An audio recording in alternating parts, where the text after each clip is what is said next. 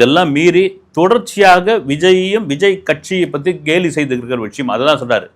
கேலியும் கிண்டலும் என்ன வேணாலும் பண்ணிக்கிட்டோம். என்ன சொல்லிட்டு இருக்குங்க தொடர்ச்சியாக வந்து, ஏ விஜய் வீட்டை விட்டு வெளியே வா, ஏ விஜய் பனை ஊரை விட்டு வெளியே வா, இதுதானே திரும்ப திரும்ப சொல்லிட்டு இருக்கீங்க. என் வீடு எங்கே இருக்குதுன்னு உங்களுக்கு தெரியுமா அப்படின்னு கீழே கமெண்ட்ஸ்லாம் நீலாங்கரன் போட்டாங்க. அதுக்குள்ளே அவர் பேச வர கோர்வை அதுதான். என் வீடு எங்கே இருக்குதுன்னு தெரியுமா, வீட்டை விட்டு வெளிவா, வீட்டை விட்டு வெளிவா, பனையூரை விட்டு வெளிவான்றீங்க. என் வீடே தமிழ்நாடு தாயா. என் சொந்த பந்தமே இந்த மக்கள் தான். வந்து 8 கோடி பேர் தான் எனக்கு. அம்மா, அப்பா, அண்ணன், தம்பி, தங்கச்சி எல்லாம் அவங்க தான். ஒவ்வொரு வீட்லேயும் ஒவ்வொரு ரேஷன் கார்டுலையும் என் பேர் இருக்குது.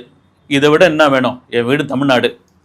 மொத்தமாக சொல்லியாச்சு. அது இல்லை, முக்கியமான ஒரு விஷயத்தை விஜய் நோட் பண்ணது என்னன்னா, ஜென்சி கிட் இவங்களை தான் நாங்கள் ஒரு வகையில் பெரிய அளவில் டார்கெட் பண்ணுறோம். அவங்களுடைய ஒரு ஆதரவு தான், அவங்களுடைய பார்வை தான் தாவேக்காவை இந்த சமூக வலைதளத்தில் பெரிய அளவில் கொண்டு போயிட்டு இருக்கு. நான் கவனிச்சுக்கிட்டே வரேன். நான் இந்த கருத்து கணிப்புலாம் எடுக்கிறாங்க இல்லைங்களா, போய் வீடு வீடாக போய் மைக்கை நீட்டிக்கிட்டு, இவங்க பொதுவான ஊடகங்கள் இல்லை, அவங்க அம்மா அப்பாவை வந்து யாருக்கு ஓட்டு போடுவீங்க அப்படின்னு கேட்கும் பொழுது பின்னாடி இருந்து ஒரு குரல் வருது, அம்மா விஜய்க்குன்னு சொல்லு, அப்பா விஜய்க்குன்னு சொல்லு, அம்மா விஜய்க்குன்னு சொல்லு. இது போதும் ராஜா, எங்களுக்கு இதை விட வேற என்ன வேணும்? நீங்கள் இருக்கிறப்ப என்ன எனக்கு கவலை இல்லை. இதுதாங்க தாவேக்காவனுங்க ஒரு பெரிய பலமாகவே இருக்குது. வந்து நீங்கள் சொல்கிற அந்த ஜென்சி கிட்ஸ், 2K கிட்ஸ் இவங்களுடைய, அதுவும் முதல் வாக்காளர்கள் பெண்களுடைய வாக்கு மிக மிக முக்கியமான விஷயம்.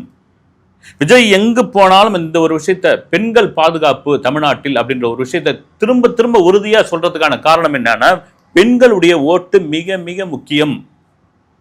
இந்த சேலம் கூட்டத்திலையும் அதே தான் மையப்படுத்தி பேசினாரு. ஸ்டாலின் சார் அவர்கள் சொல்றாரு, நல்லா இருக்கு ஆட்சி. முதல்வர் சொல்றாரு வந்து பிரமாதமான ஆட்சி நடந்துட்டு இருக்கு, 4.25 வருஷம் நாங்கள் வந்து அப்படி ஆண்டுட்டேன்னு சொல்றாரு. பெண்களுக்கு என்ன பாதுகாப்பு இருக்குதுங்க?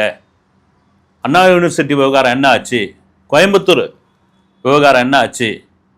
திருத்தணி ரயில் நிலையத்தில் இந்த போதை இளைஞர்கள் பண்ணது மனசெல்லாம் உலுக்கிடுச்சு.